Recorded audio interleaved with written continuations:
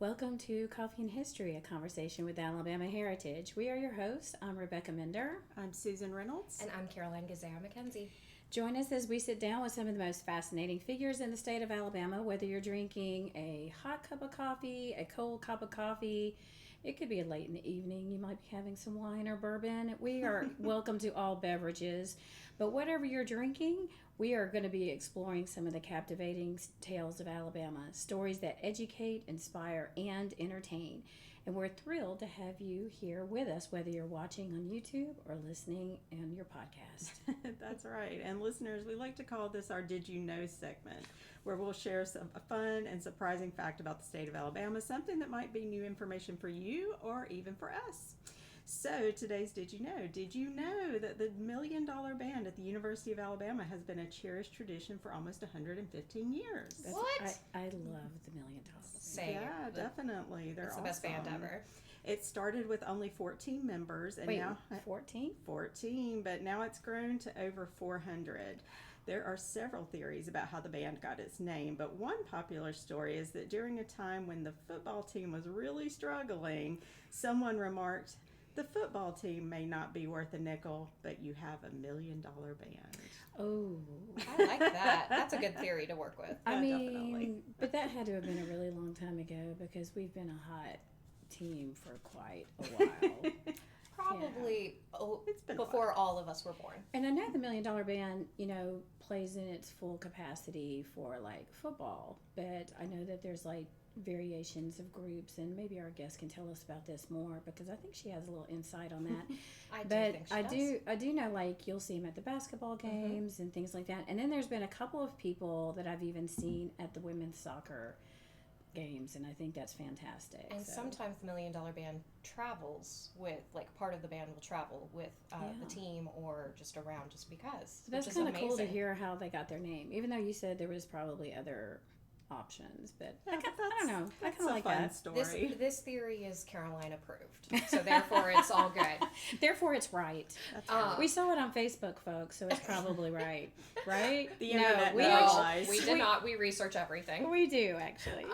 So today's guest actually was a member of the $1 Million Band. She's an account executive at Alabama Public Radio, and actually the main reason why I work at Alabama Heritage Magazine. Please welcome Megan York. Hey, come on in. Megan, hey darling, we're so glad to have you here. I am so happy. I'm so excited too. So as I just briefly said, you're the main reason how I landed at Alabama Heritage. Yep. Would you mind telling our listeners about this story? Happenstance, man. It was all happenstance. So It's like being in the right place at the right time. 100%. So I had known Rebecca still for a few years, even at this point, and she had let me know, just casually in conversation, that a position was open, and she was looking for somebody to help with the magazine.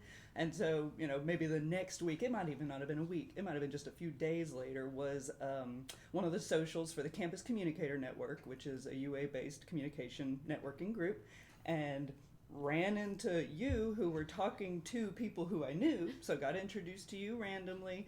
You started expressing your wish and your passion for being back in the print magazine realm, and I'm like, wait a minute. So I literally just heard about a job with a person who you'll probably actually really like to work with. Aw, And I mean, that's nice. I think that day, maybe you're that next day. It was that night Yeah, that yeah. I applied, of Yep. course, because you had talked it up so much, and I just was like, why not? I'll shoot my shot just to see if I could get a job here. And sure enough, I got to meet Rebecca and Susan, who are my favorite people. And the rest is history. Rest is So history. thank you, Megan, for helping me find my place. It is my pleasure. So happy that it worked out I love that way. it's a fun story between us. I know, For and it's sure. something that we're going to relive every year. Every year. It's an Yep. annual tradition now that we got to celebrate the finding of Caroline. Yeah, the discovery of The discovery and finding of Caroline, who always says that she's lost or left. I am left. That is No, it's an inside joke that we'll tell you what that means. Go ahead, tell them what that means, Caroline. Oh my goodness. So My office is not on the same hallway as Rebecca and Susan's, and at the time, because I was far away, I kind of felt like I was being forgotten. Not actually forgotten, because they would show up, Poor but baby. they could chat with each other, and I was so used to having my team be on the same hallway. So one day, Susan and Rebecca, and I think Cindy even was a part of this, were walking out the door to go do something, and I'm like, what? I've been left. And the reason I say it like that is because there is an episode on Modern Family where one of the characters screams, "I've been left." And so that's just a running joke. And now it has become, I guess, my identity with Rebecca of being left. But she was found. I was found. But you and have to be found to be left. So Sure. I think it all works hand in hand. So it kind of works. It's a running joke. You know, we now have memes about it. It's great. There you go. As long as it makes you all happy. So Megan, Caroline did talk about, Susan talked about the $1 Million Band, Yeah. and Caroline mentioned that she knows you played in the band. We all have that little tidbit about you. So what instrument did you play? I Actually, played alto sax. alto sax, nice. No. And so So can you tell us just a little bit about how that all works? Because like we were trying to say, we know that the band plays in full, like for the football games, and then they can divvy up for different things. So how does all of that work? Yeah, sure. So whenever you break out and do pep bands, which is what a band is called for one of the other types of sports, so a smaller pep band, most of the time it's based on seniority. So, your seniors and your juniors are going to get first dibs at being part of the pep band. But also you do have to be able to play well. Right. So, if a younger student, a younger band member is better than you, then they may get it over you. But it does tend to be a very limited number of people, and they even would do pep bands sometime to some football games that were travel football games, either really expensive to get to, or maybe a less, a smaller game. Sure. They only take a 100-piece pep band rather than the full 450 Well, I think students. like sometimes you even see they limit the number of seats available for the visiting band or something like that. And so that's something you certainly have to contend with, is what that visiting stadium is going to allow you to bring, So it's optional, so it's something that you can actually sign up for if you want to do it. Sure, if you have that sure. seniority. Yeah, if you have that seniority. Did you do much of that? Did you do a lot of travel? And, so I did a lot of pep bands, and we did, as y'all mentioned, we've done women's soccer before, baseball, basketball, men and women's, gymnastics, but one of the most fun experiences that I ever had was ice hockey. We went to a frozen tide ice hockey game. That's cool. That was the most hilarious time because they just let us be wild animals if we want to do, for ice hockey.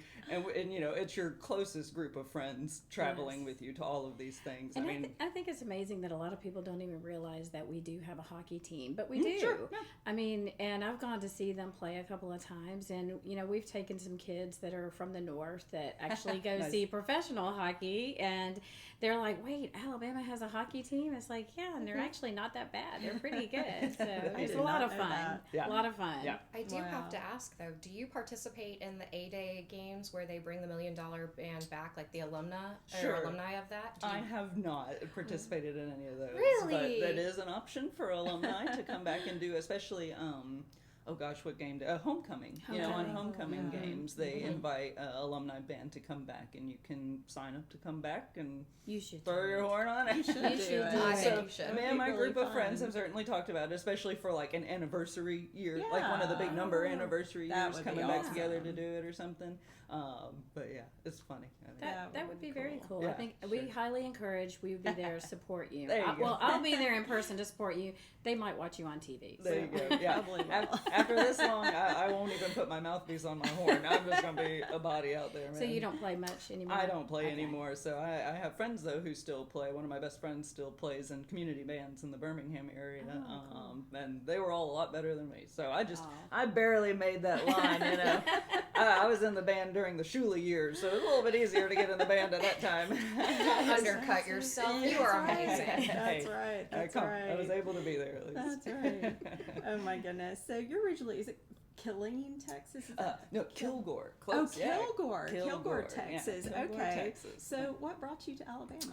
Scholarship. Oh, nice. So the Okay. only two schools that I got scholarship offers were here and Utah. And I was like, well, I think I'll stick with a southern climate, even though I have never heard the word Tuscaloosa in my life. Yeah. We'll at least stay on the same, line there. And came over here and had a full ride to UA, which was awesome. It certainly set the track for the rest of my life. What did you major in? So my major, I went through the New College, which is an interdisciplinary program, so you could create your own degree. So my degree is in environmental film and documentary. So I wanted to be an environmental documentarian. Yeah. That's very cool. Yeah, I had a great time in college, that's for sure. Okay, well, who doesn't? Yeah. Especially if it's Especially during the Shula years. Yeah, There's not much else to do except for to have fun. Because No, but I got to travel to Ecuador with a botany course that went for the summer. I got to travel with them and tag along to film a documentary for my degree, and then I got to go to Europe to do it was a cool program. We a group of film students went around and met with all of the travel abroad students in 5 different countries, and so we interviewed and got footage to build a video for traveling abroad at UA. Yeah, so that was really cool. Wow. So definitely enjoyed my degree. nice.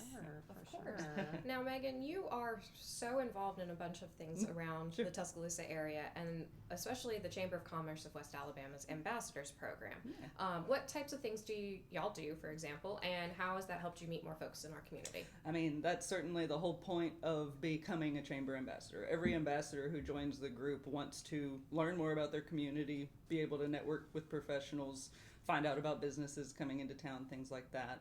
So the Chamber Ambassadors really work as a volunteer base for the Chamber, helping mostly with all of the events that the Chamber does. And because of this amazing ambassador program, our Chamber is able to do so much more than maybe you see other chambers doing. It was even awarded, Chamber of the Year within the past couple of years. Yeah.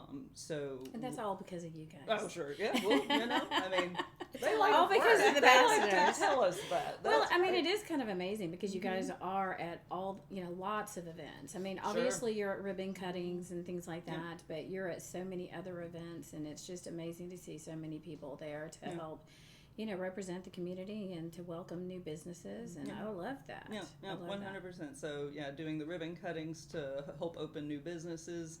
The Chamber holds many types of events, after-hours events, morning events, and then like special events, like I believe the State of the Community is coming up. They do State of Education, so on and so forth, events like that. And the ambassadors are just a group of volunteers. I mean, every one of us has a full-time job doing our own gigs.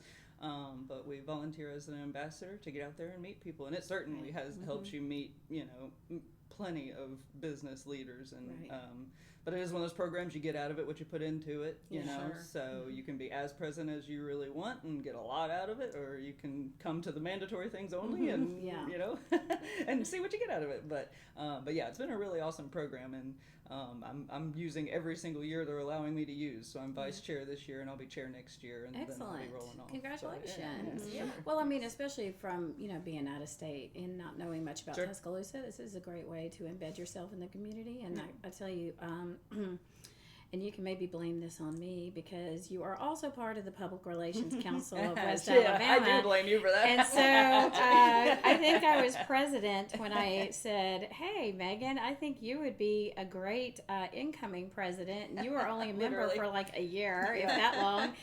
So tell our listeners a little bit about PRCA and what that is and what you guys do. And again, what kind of involvement you guys have with the community in the state. Sure. So PRCA is the Public Relations Council of Alabama. There are chapters all across the state, of course, so wherever you are, you can find a local chapter. And I'd imagine in other states there are also PRCs. And so I've been a member since 2019, I believe, something along those lines, like right before COVID hit. Yeah, sure. And I did immediately pretty much move into like a president role, and then I've been on the board for a while now, so I'm membership right now. But PRCA is a monthly professional development group, so it's mostly PR practitioners, as well as, a lot of different communications type roles can benefit from what you learn in these. So we have lunch and then a presentation. So during that presentation, you'll learn something about PR communications. It actually provides CEU credits to those who have APRs, and they have to keep up up those types of accreditations. And an APR Is the accreditation in public relations. Okay. So not Alabama Public Radio. So it's right. So it's Yes. something that you can actually test for and get certified. Yeah, it's so a certification. It's about a year process, my understanding. Of course, along with your education, hopefully in PR, you really should have an education and multiple years of experience before trying to pursue your APR. But then it is, yes, you stand in front of a panel and prove that you know what you're talking about in public relations, and you have to take quite a impressive test, I believe, and pass that to earn an accreditation and then maintain CEUs. And so that's a big thing that our chapter helps, is those accredited people maintain that accreditation, and then also help fostering that next generation of APRs. We always have an APR at least in the group who is there to help guide anybody who wants to start that journey.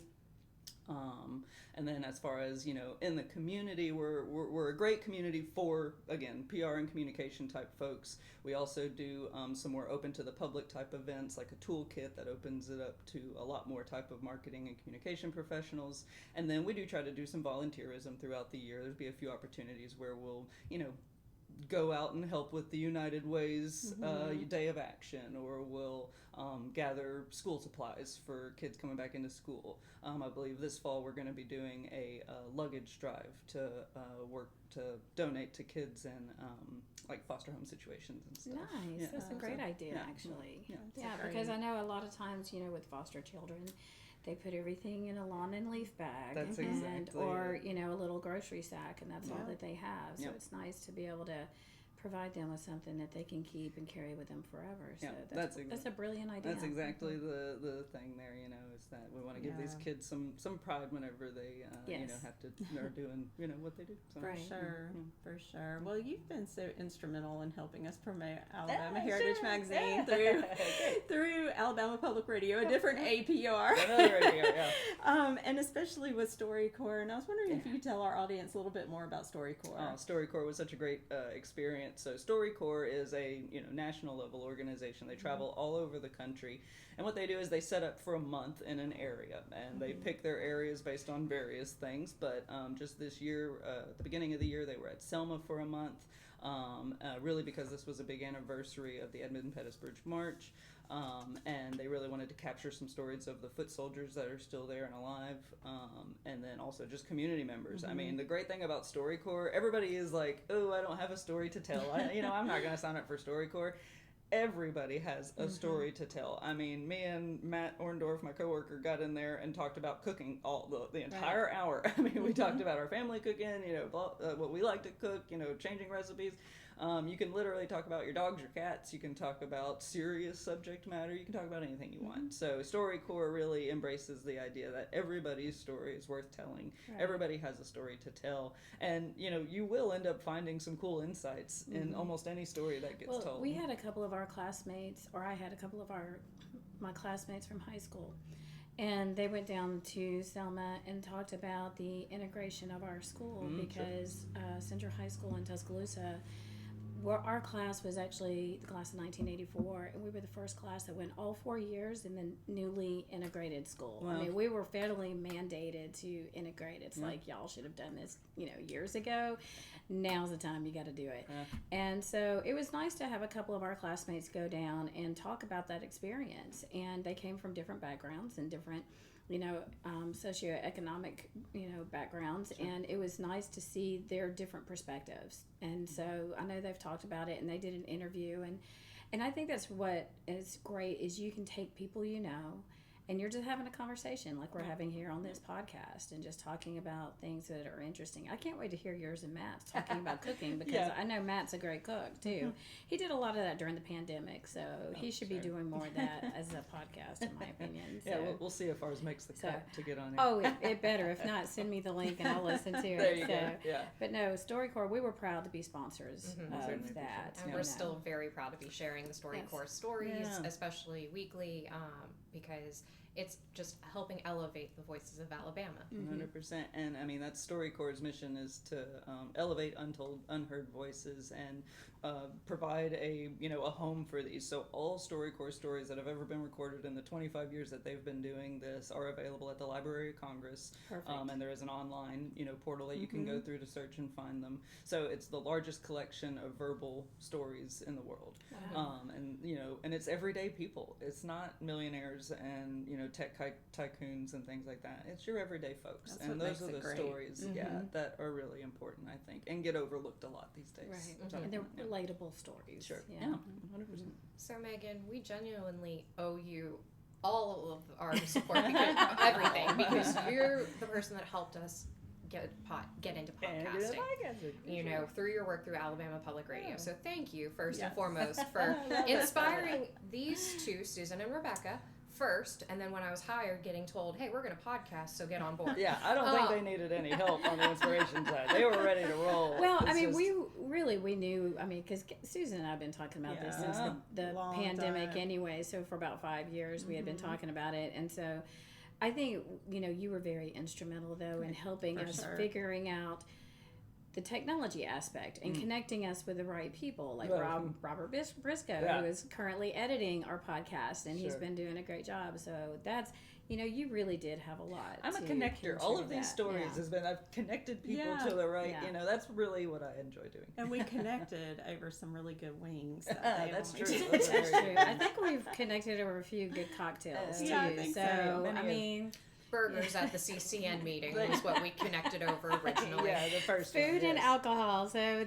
yeah, you got us. Yeah, we'll go anywhere And for now food. today it's coffee. This is coffee. This is coffee. A lot of coffee. Yeah. So, because you had talked about your time being in documentary filmmaking, and now you're in public radio, what is that like? The swap between the two, but Sure. also how has that benefited your experience in public radio?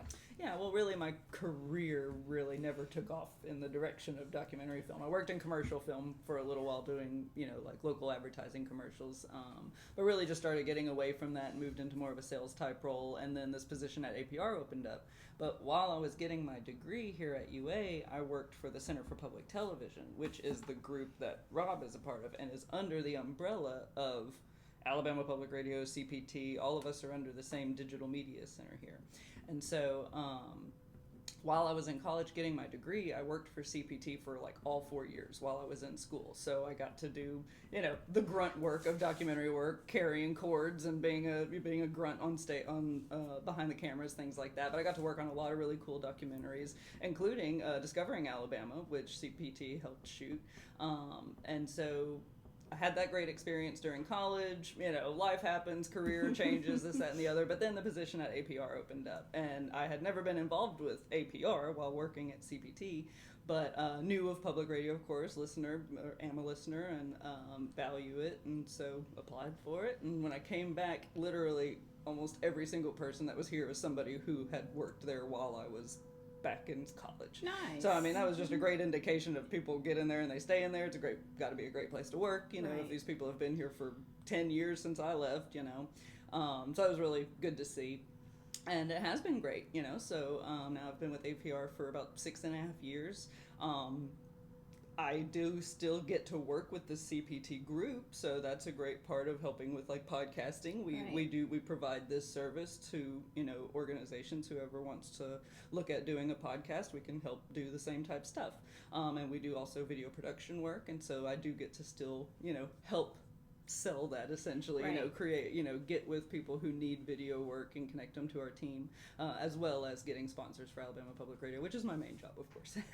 So I'm still connected to the whole like local documentary world. I don't get to work in it anymore, but I do still get to, help facilitate some really cool stories getting told. I think Megan York's tagline needs to be the connector of all things. This All is things. true. All This things. is Because true. we were all trying to identify what our tagline would be, Yeah. like especially in like your LinkedIn bio or something like that. Sure. And that is now what I've decided. You are the connector because Yep. you connect people in so many different ways and so many different aspects.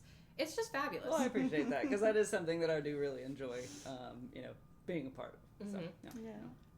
Exactly. So I know you love, we love watching you post all of your travel posts at different Oh, coffee yeah, shops. sure. Yeah. Yeah. So do you have a favorite coffee Oh, shop in the state? I It's could- dangerous every- territory. Maybe you can't give a. Yeah. Look, I will give the shout out to all of the coffee shops that we get to go to doing what we do. So for Alabama Public Radio, of course, we are listener funded. We rely on donations from listeners. And we do fund drives. During those fund drives, when we're asking our listeners to choose what public radio means to them and make a contribution, we will go and set up locally at a coffee shop in one of our 5 coverage areas. And so I will travel to Montgomery, Huntsville, Florence, and then here in Tuscaloosa, while my peer handles Mobile and the entire Gulf Coast. And we will pretty much every day of the drive be at the coffee shop so that people can come in, make their donations in person. One of the most popular gift items that you can receive for becoming a donor is an APR coffee mug, which we will have new art for this fall that we are very excited about. And Get to build my collection. yeah, keep adding to that collection. And then they'll get that coffee filled up for free for them while they're there. But anyway, so I did not know that. That's yeah, really nice. yeah. So if you contribute at the right level to Even get that mug, better. you'll get a free fill up from our friends at our local coffee shops. But we've had some really great, locations, and I've built really great relationships with the various owners. And then what's really awesome is the same donors coming back every year to make their contribution. Yeah. I mean, they know that I'm going to be there now, and they enjoy coming in and talking to somebody rather than doing it blindly on the phone or on the internet. And so it's been really, really cool to kind of build that little relationship with some donors here and there, and then grow awareness. There's always still folks who don't know what APR is, so they'll see the table and all the shiny things on it, and they come and learn about it, and you get to talk to them. I think it's a really great strategy, and I kind of feel like that would be like a perfect job for me because coffee is my favorite substance in the world. Same. And I just feel like that's my talent and my skill set. If you ever need ambassadors, Susan and I might be very good. See, at we're that. going to tie this all in together. We're going to go to coffee shops. We'll be ambassadors. Yeah. We'll do some PR for you. There you go. And maybe even play a little music. Although mine, Music. I play piano. So that's kind of hard to travel with you unless you have a little keyboard or something. You do not want So me we're going to playing tie in saxophone. this whole $1 million band, chamber, all of that kind of stuff together. I'll So- just march in the parking lot. I have and- no musical talent, so can I just be the cheerleader for y'all? There you go. Why not? Yes. 100%. Yes. I will happily be, the pep team for y'all. Okay. I'll On there you get go. you some pom poms. Yeah. I can do that. Okay. Love it. See, we've got, got a a plan. Success. You've got your Jinx. own pet band I'm ready. coming. I mean, we're not going to be playing any instruments. But all right. Well, Megan, we sure have enjoyed talking to you. But before you leave, we'd like to ask you a few more questions in our Before You Go section. This just lets us get to know you a little bit better and hope you're willing to play along with Okay. us. Let's do it. Okay. So the first one, if you had a mascot, what would it be? A Mexican hairless. Wait, which is what? my dog is. A Xolo Eats Quaintly is the Mexican Aw. hairless dog. And that's what my baby, she's Aw. 15 years old. Okay, I've got to She'd be Google mine. that now. Yeah, we might have to So also she's- include a picture. She's like, on Mexican YouTube. hairless, I'm Mexican hairy, so. I love that. I'll definitely get you a picture of Xolo Yes, so you can see. do that. What is your favorite smell? Jasmine, especially right now. It's top of mind because I walk outside. We have 2 jasmine plants on either side, and they're going crazy. So you get hit in the face with a nice dose of jasmine right when you walk down. I like It's that. very lovely. What is one thing you've always wanted to try to do, but you are too scared to do it? Skydiving. Oh, You know. I have I'm a friend terrified, who's been but- trying to talk me into that, so maybe you and I should just do it You together. know, It's I'm on just- my list that I feel like I should just do it and get it over with. If there was anybody I would die with, it would be you, Rebecca. Oh, you're gonna die on that I hill would with just- me. I'd just I'm die gonna up there stay on with the you. ground. That's- Y'all can go Go skydiving. for it. Yeah, I'll, No. I'll stay here too. No. What's your favorite way to waste time? Oh gosh. You hate to say the stupid little phone, but my God, that's just I the know, easiest right? way to waste time. I think and- we all waste time with our phones. I know, Yeah, I it's know. true. But I am. So right now, I'm getting ready to travel to Japan at the end of the year, and Nice. so right now I'm wasting my time looking at Japan stuff and Yeah, what that's we're gonna good. do. That's never a waste of time, in my No. opinion. and- Anytime you're planning for a trip. Sure. Yeah. And my mom would be proud of my Excel sheet that I've got going, my plan for the Super trip. organized. So that is very much where my time is being spent right now. Well, speaking of trips, do you prefer beach, mountains, or the city? Beach, for sure. Beach for sure. Oh, yeah. I think that's probably me, Yeah, too. yeah. I love the And beach. I that's- love the ocean. Yeah, and coming from East Texas, we were nowhere near a beach, and so now I've been in Alabama, and it's just so taken for granted here in Alabama Right. that you have the most amazing beaches probably in the United States, about 4 hours away from you. Right. So, yeah, definitely a big beach fan. Nice. Sweet or savory? Savory. Definitely. I'm the same. Yeah. I'm the same. I mean, I like sweets, of course, but Yeah, yeah. I get Yeah. that. What's one fun fact about your hometown? Well, the Kilgore Rangerettes are a internationally known. Girls come from all over the world to become a Kilgore Rangerette, which is the kick team for the community college in Kilgore. That's awesome. And they are I believe one of the only groups to have a standing invitation to the Macy's Thanksgiving Day Parade. So they're you there, mean like, when you every say year. kick team, you mean like the Rockettes? Yes, yeah. But they wear Nice. the little white hats, white boots, and then the Yeah. red and blue skirt and top for Excellent. Texas. But I mean, literally, girls come from all Wow. over that is like the premier kick team at that level. I mean, at any level, really. There's So- quite a lot of premier teams in Texas that do Sure. cheer, kick team, Yeah. band, like there's a lot of that. And they feed a lot of them into the Dallas Yeah. Cowboy girls or whatever those girls Right. are called. But yeah, that's if people know Kilgore, it's either because that or because they're a piano fan and Van Cliburn's from Kilgore. That's probably about it. Or they've heard about us in the history books from being an oil boom town. Well, also, Megan is from Megan's That's from true. Kilgore. So everybody That's knows right, it. there it is. So what's the most unusual job you've ever held? I wouldn't say it was unusual, but I loved working at Sephora. It was a lot of fun nice. for a period of Ooh. time. I worked at Sephora. I've had pretty standard jobs, Outback Steakhouse, and then to Fast Signs, and then Sephora for a bit, commercial production, then APR. So that's about it. So of the all of makeup is those- unusual, so yeah, we'll go with it. And I mean, I used to be. I mean, obviously not right now because I've gotten away from that. But my gosh, I used to be really, really into doing makeup and like artistic makeup and doing stuff. I have some great, that's cool. Halloween makeup is a lot. I can still do that, But yeah, that was a good one. Well, that sounds fun. So, what is one unexpected life lesson that you've learned so far? That's a tough one. That is a tough one. Unexpected life lesson. I mean, that, if anything, it's that idea that life is boring. just get used to the idea that, like I've seen the thing is like unloading the dishwasher is not going to be the most thrilling part of your day, and that may be the only thing you do that day or whatever. But, I mean, life is a little bit of everything. You've got your amazing things like we're about to be traveling, or you have your amazing animals, your amazing husband, and then you've got unloading the dishwasher, and Right. watering the plants, and doing laundry. I mean, that's if anything I is think like... I think the kids call that adulting. Adulting, so. yeah. We do call it So that. that Adulting is boring. That's what I have learned. That's the main thing. Is like, life is As the a youth mix of it all. representative, adulting.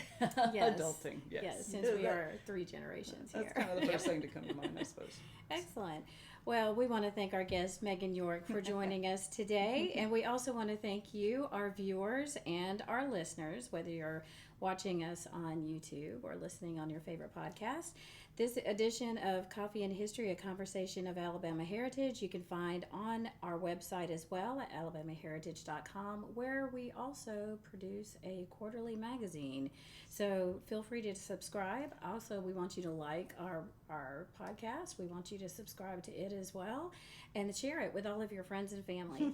So wherever you watch this, wherever you listen to this, we appreciate all of you. And next time we will see you. But for now, I think I need some more coffee. Bye, everybody. Bye.